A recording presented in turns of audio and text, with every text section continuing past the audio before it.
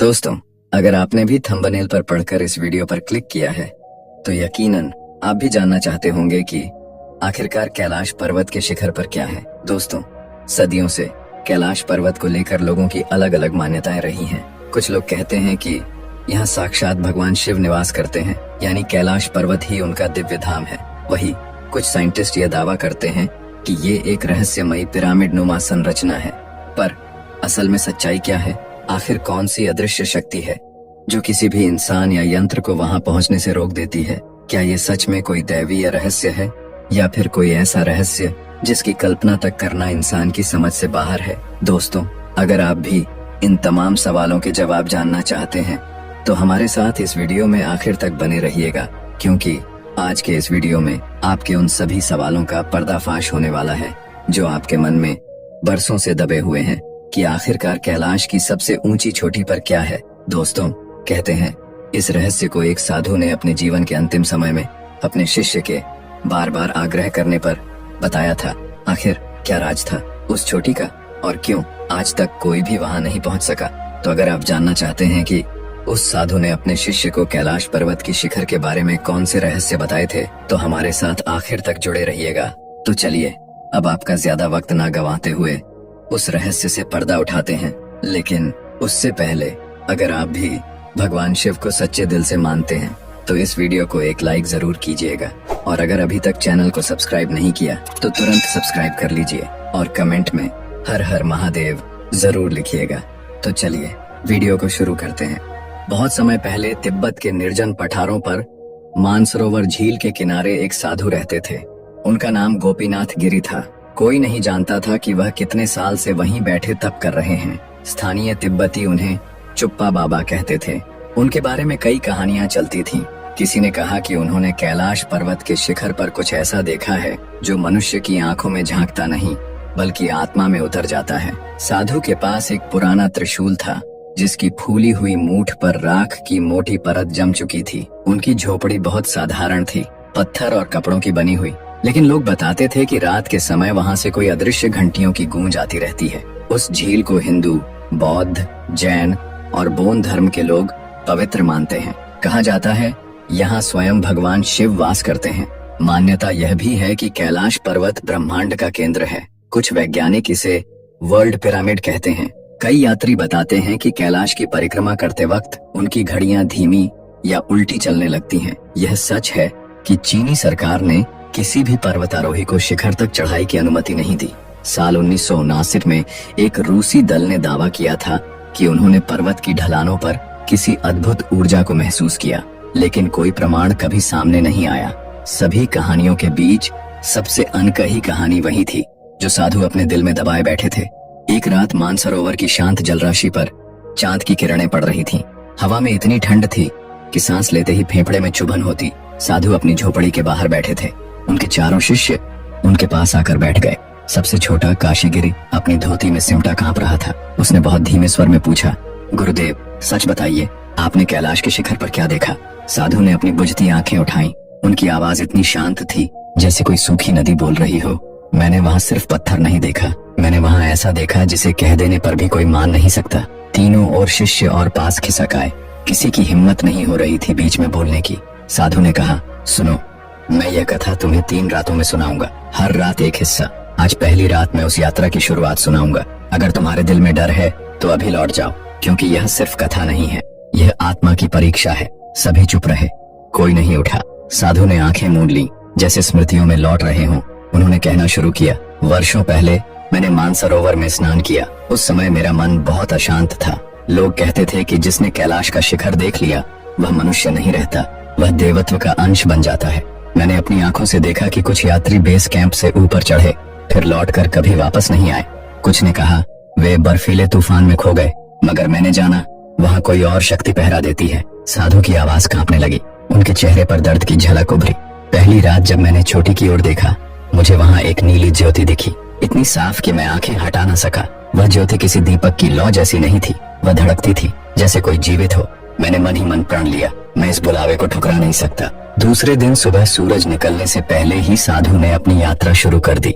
उनके पास एक लकड़ी का दंड, एक कमंडल और तुहिन से बचने के लिए एक मोटा वस्त्र था। उन्होंने कहा, जब मैं ढलान पर पहुंचा तब तक सूर्य की रोशनी पूरे शिखर पर पड़ने लगी थी। वहाँ की बर्फ चांदी की तरह चमकती थी। कुछ दूर एक बड़ा काला पत्थर दिखा, उसके ऊपर कोई चिन्ह खुदे थे। मैंने पास जाकर पढ़ने की कोशिश की मगर अक्षर अनजानी लिपि में थे। हाथ से छुआ तो ऐसा लगा जैसे पत्थर के भीतर कोई नाड़ी धड़क रही हो। मैं पीछे हट गया। काशीगिरी की आंखों में डर फैल गया। उसने पूछा, गुरुदेव तब आप डरे नहीं? साधु ने बहुत देर तक उत्तर नहीं दिया, फिर बोले, डर था मगर उससे कहीं ज्यादा कोई दूसरा भाव था, मानो मेरी आत्मा बहुत पुराने वादे को पूरा करने आई हो। उस क्षण मुझे लगा मैं सिर्फ मैं नहीं रहा, मैं वही हूँ जिसे सदियों से यहाँ बुलाया गया था। साधु की आंखें भीग उठी, उनकी आवाज में कुछ टूट सा गया। दूसरे दिन जब रात हुई मैंने कैलाश की ओर देखा। वही नीली ज्योति फिर से प्रकट हुई। अब उसमें एक आकृति दिखाई दी, त्रिशूल की।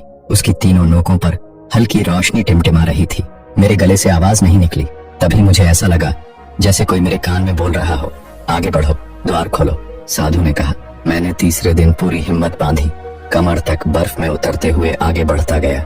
सांसें फूलने लगीं, लेकिन वह आवाज मेरे भीतर गूंजती रही।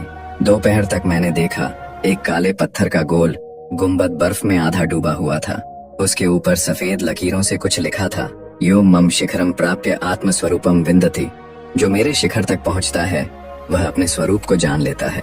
साधु ने आंखें बंद कर लीं। उनके चेहरे की झुर्रियों में आंसू की एक बूंद लुढ़क गई। उस क्षण मुझे लगा मैं अपने सबसे गहरे भय और अपनी सबसे गहरी चाहत के बीच खड़ा हूँ। अगर मैं वहाँ से लौटता तो सारी उम्र यह सवाल भीतर जलता रहता। मैंने गुंबद पर हाथ रखा, तभी मेरी चेतना बुझ गई, जैसे किसी ने मेरे भीतर का दीपक अचानक बुझा दिया हो। झोपड़ी में घुप्प अंधेरा छा गया था, केवल दीपक की लौ कांप रही थी। बहुत देर बाद साधु ने धीरे से कहा, जब मुझे चेत हुआ मैं बर्फ के भीतर किसी कक्ष में पड़ा था। चारों तरफ हल्की नीली रोशनी थी, कोई दरवाजा नहीं, कोई छत नहीं, बस मौन। एक ऐसा मौन जो बोलता था। वहाँ मुझे पहली बार लगा मैं अब लौट सकूंगा या नहीं ये मेरे हाथ में नहीं है। शिष्यों की आंखें भी भर आई थीं, कोई भी कुछ पूछ नहीं सका। साधु ने धीरे से दीपक की बांधी नीचे की। आज की रात यहीं तक, अगली रात मैं बताऊंगा उस कक्ष से कैसे बाहर निकला और शिखर तक जाने का अंतिम मार्ग कैसे खुला। दीपक की लौ मंद हुई और बुझ गई। बाहर सिर्फ बर्फ की ठंडी हवा थी, मगर उन चारों शिष्यों के दिल में एक ही प्रश्न धधक रहा था, अगर यह सब सच है तो शिखर पर क्या है। अगली रात साधु गोपीनाथ गिरी की आवाज धीमी होती गई। झोपड़ी में बैठा काशीगिरी थर थर कांप रहा था। सबसे बड़े शिष्य महादेवानंद ने धीरे से कहा, गुरुदेव क्या आप सचमुच उस कक्ष से लौट आए थे? वहाँ क्या था? साधु ने आंखें खोली। उनकी दृष्टि बहुत दूर कहीं ठहरी हुई थी। उन्होंने धीरे धीरे कहना शुरू किया, उस कक्ष में कोई दरवाजा नहीं था। मैं पूरी तरह बर्फ में ढंका पड़ा था, लेकिन मेरे शरीर को न सर्दी लग रही थी न भूख। जैसे कोई अदृश्य शक्ति मेरे प्राणों को थामे हुए थी। चारों ओर हल्की नीली रोशनी थी, उसमें सांस लेने से लगता जैसे भीतर कोई मंत्र घुल रहा हो। उन्होंने एक गहरी सांस ली, उनकी आवाज में भी सिहरन थी। मैंने अपनी आंखें बंद की, तभी मुझे लगा कोई मेरे पास खड़ा है। आंखें खोलने पर कुछ नहीं दिखा, लेकिन भीतर वही आवाज गूंज रही थी, जो यहाँ तक आया है वह अपने भय से आगे निकल चुका है। अब दूसरा द्वार तुम्हारे लिए खुलेगा। साधु की उंगलियों में कंपन था। उन्होंने कहा, मैंने महसूस किया कि उस मौन में भी एक चेतना थी, जैसे कैलाश स्वयं जीवित हो। उस क्षण मैंने जाना मनुष्य यहाँ तक अपने प्रयास से आता है, उसके आगे उसे यहाँ की शक्ति बुलाती है। झोपड़ी में बैठे शिष्य सांस रोके सुनते रहे। साधु ने आगे कहना शुरू किया। धीरे धीरे उस कक्ष की दीवारें पारदर्शी होने लगीं, नीली ज्योति फैलती चली गई। मैंने देखा मैं एक पत्थरीली घाटी में खड़ा हूँ। ऊपर वही छोटी दिख रही थी, लेकिन अब उसका आकार बदल गया था। पहले जो शिखर पिरामिड जैसा दिखता था, अब उसमें 4 सजीव चेहरे उभर आए थे। एक मुख पूर्व दिशा की ओर देख रहा था, दूसरा पश्चिम की ओर, तीसरा उत्तर और चौथा दक्षिण। उनकी आंखें बंद थीं, लेकिन मुझे ऐसा लगा जैसे वे सब एक साथ मुझे देख रहे हैं। साधु की सांसें गहरी हो गईं, उनके होंठ कांप रहे थे। उन्होंने बहुत धीमे स्वर में कहा, मैं जानता था यह कोई सामान्य दृश्य नहीं, यह वही था जिसे प्राचीन तांत्रिक 4 मुख कैलाश कहते हैं, जिनका वर्णन कोई स्पष्ट शब्दों में नहीं कर पाया। किसी तिब्बती लामा ने बताया था कि अगर साधक 4 मुखों के दर्शन कर ले तो उसका जीवन वापस वैसा नहीं रहता। काशीगिरी की आंखें फैल गईं। उसने धीमे से पूछा, गुरुदेव वे मुख क्या बोले? साधु बहुत देर तक चुप रहे, उनकी आंखों में आंसू भर आए। उन्होंने कहा, उन्होंने कुछ नहीं कहा, वे बस मौन थे, लेकिन उनका मौन मेरे भीतर कुछ तोड़ रहा था। मैं समझ गया था कि मैं अब अपनी सीमा पर हूँ। उससे आगे जाना केवल मेरे संकल्प पर नहीं, उनकी अनुमति पर निर्भर होगा।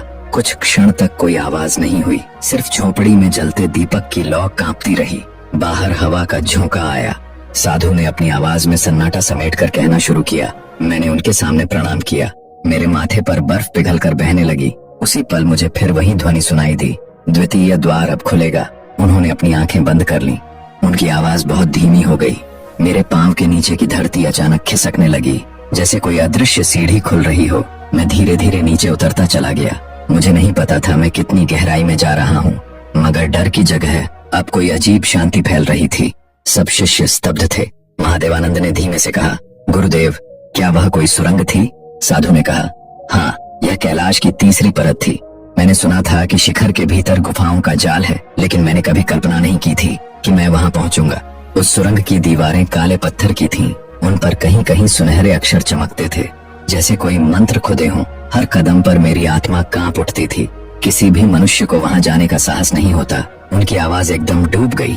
थोड़ी देर बाद उन्होंने कहा, जब मैं सुरंग के अंतिम सिरे तक पहुंचा, वहां एक बहुत बड़ा पत्थर का द्वार था। उस पर लिखा था, तीसरा और अंतिम द्वार। यहाँ से आगे जाने वाला कभी लौटता नहीं। झोपड़ी में चुप्पी छा गई। दीपक की लौ नीली दिखने लगी। साधु ने कांपती उंगलियों से अपनी आंखें पोंछी। उनकी आंखों में डर और करुणा एक साथ तैर रहा था। मैं वहीं बैठ गया। मेरे भीतर दो आवाजें चल रही थीं। एक कहती थी, वापस लौट जाओ, यही सही समय है। दूसरी कहती थी, तुमने जीवन इसी क्षण के लिए बिताया है, अब मत लौटो। उन्होंने अपनी हथेली अपने सीने पर रखी। उनकी उंगलियां कांप रही थीं। मैंने तय किया, मैं लौटूंगा नहीं। मैं जानना चाहता था कि इस द्वार के उस पार क्या छुपा है, लेकिन मैं भूल गया था कि हर द्वार अपना मूल्य मांगता है। काशीगिर की आंखों से आंसू बह रहे थे। उसने फुसफुसाकर पूछा, फिर आपने क्या किया? साधु ने गहरी सांस ली। उनकी आवाज जैसे बहुत दूर से आ रही थी। मैंने अपनी हथेली द्वार पर रखी। अचानक मेरे भीतर से एक लहर उठी। ऐसा लगा मेरे सारे जन्मों की स्मृतियां वो एक साथ उमड़ आईं। मैंने अपनी माँ का चेहरा देखा, अपने बचपन की आवाजें सुनी, और फिर धीरे धीरे वह सब मौन में डूबने लगा। वह द्वार धीरे धीरे खुल गया। झोपड़ी में बैठे चारों शिष्य सन्न थे। कोई हिल नहीं रहा था। साधु की आंखों में आंसू चमक रहे थे। उन्होंने कांपती आवाज में कहा, आज की रात यहीं तक, अगली रात मैं बताऊंगा उस तीसरे द्वार के भीतर क्या था और आखिर मैंने शिखर पर क्या देखा। उन्होंने दीपक की लौ धीरे से बुझा दी। बाहर हवा में बर्फ की सिहरन फैल गई, मगर उन सबके दिल में एक ही सवाल जलता रहा, अगर यह सब सच था तो उस तीसरे द्वार के पार क्या छुपा था। अगली रात झोपड़ी के भीतर इतनी गहरी चुप्पी थी कि शिष्यों की सांसों की आवाज भी साफ सुनाई दे रही थी। चारों शिष्य जमीन पर बैठकर एक तक साधु को देख रहे थे। साधु गोपीनाथ गिरी की आंखें आधी बंद थीं। ऐसा लगता था जैसे उनकी चेतना कहीं और अटकी हो। बहुत देर बाद उन्होंने अपनी पलकों को धीरे से खोला। उनके चेहरे की झुर्रियों में चांदनी का हल्का उजाला पड़ रहा था। उन्होंने कांपती हुई आवाज में कहना शुरू किया, तुम सबने धैर्य रखा, अब मैं वह अंतिम कथा कहता हूँ जिसे मैंने जीवन भर अपने भीतर छुपाए रखा। यह वही कथा है जो मैंने पहले कभी किसी से नहीं कही। साधु ने गहरी सांस ली। उनकी आंखों में पानी भर आया। उस रात जब मैंने तीसरे द्वार पर हाथ रखा, मेरी चेतना में एक लहर सी उठी। द्वार पत्थर का था, मगर उसमें से कोई अदृश्य स्पंदन मेरे शरीर में फैल रहा था। धीरे धीरे पत्थर की दरारें नीली रोशनी में चमक उठी और वह द्वार मेरे सामने खुलने लगा। उनकी आवाज धीमी हुई। जैसे ही द्वार खुला, मैं किसी दूसरी ही दुनिया में पहुंच गया। चारों ओर नीली और सफेद ज्योति का सागर था। वहां ठंड थी, मगर वह ठंड देह को चुभती नहीं, उल्टा ऐसा लगता था कि वह मेरे भीतर कोई बहुत पुरानी स्मृति जगा रही। हर कदम पर मुझे एहसास होता मैं अब मनुष्य की भूमि में नहीं। काशीगिरी की आंखों से आंसू बहने। उसने फुसफुसाकर कहा, गुरुदेव, वहां कौन था? साधु की आंखें नीली ज्योति में डूबी लग रही थी। मैं आगे बढ़ा। उस कक्ष में कोई छत नहीं थी, कोई दीवारें नहीं थी, सिर्फ बर्फ की सतह और ऊपर अनंत आकाश। मैं समझ गया था यह वही स्थान है जिसे प्राचीन शास्त्रों में देवाधिदेव शिखर कहा गया है। जहाँ हर आत्मा अपने स्वरूप को पहचानती है, वहाँ वक्त रुक जाता है। वहाँ कोई भूख प्यास डर लालच नहीं बचता। उन्होंने अपनी हथेली सीने पर रखी। मैं बीच में रुका। वहाँ पत्थर का एक चबूतरा था। उस पर त्रिशूल गड़ा था। त्रिशूल से नीली रोशनी निकल रही थी। मैंने हाथ जोड़ लिए। मेरी आंखों से आंसू बहने लगे। मैंने मन ही मन कहा, अगर कोई शक्ति यहाँ है तो मुझे दर्शन दो, मेरी आत्मा को उसकी अंतिम मंजिल तक पहुँचा दो। साधु की आवाज टूटने लगी। उनकी पलकों से आंसू गिरने लगे। तभी उस त्रिशूल से कोई आकृति उठी। मैं कह नहीं सकता वह धुआं था या ज्योति, मगर उसमें कोई मुख उभर रहा था। 3 आंखें, सिर पर जटा, मैं पहचान गया, यह वही है जिसके नाम पर यह पर्वत खड़ा है, शिव। मगर यह मूर्ति नहीं थी, यह कोई कल्पना नहीं थी, यह जीवित उपस्थिति थी, इतनी विराट कि मैं उसके सामने रेत की तरह छोटा हो गया। झोपड़ी में बैठे चारों शिष्य अब भी चुप थे, मगर उनकी आंखों में भीगते हुए डर का आलम था। साधु ने कांपती आवाज में कहा। उस मुख ने कोई शब्द नहीं बोले, लेकिन मेरे भीतर एक ध्वनि गूंजी, जो यहाँ तक आया है उसे अब द्वंद्व से मुक्ति मिलेगी। मैं घुटनों पर गिर पड़ा, मेरी सांस रुकने लगी, मेरी देह का भार मिटता जा रहा था, जैसे मैं अब शरीर में नहीं किसी और ही लोक में हूँ। महाशिखर पर उस क्षण साधु को यह सत्य प्रकट हुआ, कैलाश पर्वत केवल पत्थरों की चोटी नहीं, यह एक चेतन द्वार है। यहाँ हर जीव की आत्मा अपने सबसे सच्चे रूप में प्रकट होती है। जो भी इस पर्वत पर आखिरी द्वार तक पहुँचता है उसे अपनी आत्मा का अनावरण हो जाता है। वहाँ कोई बाहर का रहस्य नहीं छुपा, वहाँ केवल अपने भीतर का रहस्य प्रकट होता है। वही तुम्हारी मुक्ति भी है, वही तुम्हारा डर भी। साधु की आंखों से आंसू बह रहे थे, उनके होंठ कांप रहे थे। मैं नहीं जानता कितनी देर वहां रहा। एक क्षण के बाद मेरे भीतर से धीरे धीरे चेतना लौटने लगी। मैं फिर से अपने शरीर में लौटा। मैं चबूतरे के पास बर्फ पर बैठा था। त्रिशूल की रोशनी धुंधली हो चुकी थी। धीरे धीरे चारों तरफ वही बर्फ और पत्थर दिखाई देने लगे। मैं समझ गया था, जिस सत्य का मैं जीवन भर पीछा करता रहा वह मेरे भीतर ही था। कैलाश सिर्फ वह आईना है जिसमें आत्मा अपनी असल सूरत देखती है। उनकी आवाज भारी हो गई। मैं उस तीसरे द्वार से बाहर निकला, सुरंग की सीढ़ियों से वापस उतरा। जब मैंने लौटकर पीछे देखा, वह द्वार हमेशा के लिए बंद हो चुका था। मैंने समझ लिया, वहां जो देखता है वह दोबारा वही नहीं रहता। मैंने उस दिन से मौन व्रत लिया, क्योंकि यह सत्य किसी पर थोपना नहीं चाहता था। झोपड़ी में दीपक की लौ कांप रही थी। चारों शिष्य आंसू पोंछ रहे थे। काशीगिरी ने कांपती आवाज में पूछा, गुरुदेव, क्या यह सब सपना था? साधु ने अपनी नमी भरी आंखें उठाई। सपना भी सच होता है अगर आत्मा उसमें डूब जाए। कैलाश के शिखर पर कोई मूर्ति नहीं छुपी, कोई चमत्कार का खजाना नहीं रखा। वहाँ जो छुपा है वह तुम्हारे अपने स्वरूप का असली चेहरा है। जो उसे देख लेता है उसके लिए जीवन और मृत्यु का भेद मिट जाता है। साधु ने धीरे धीरे अपनी हथेली अपने हृदय पर रखी। उनके होठों पर हल्की सी मुस्कान आई। अब मैंने अपना व्रत पूरा कर लिया। मैंने तुम्हें वह रहस्य बता दिया जो मैंने जीवन भर अपने भीतर संभाले रखा। अगर तुम्हारे भीतर कभी यह पुकार उठे, शिखर पर जाना है, तो जान लेना वह तुम्हारे भीतर का ही बुलावा है। कोई बाहर से नहीं बुलाता, कोई बाहर से तुम्हें मुक्त नहीं करेगा। धीरे धीरे साधु की आंखें बंद हो गईं। दीपक की लौ एक क्षण कांपी और बुझ गई। झोपड़ी में ठंडी हवा का झोंका आया। चारों शिष्य देर तक उसी मौन में बैठे रहे।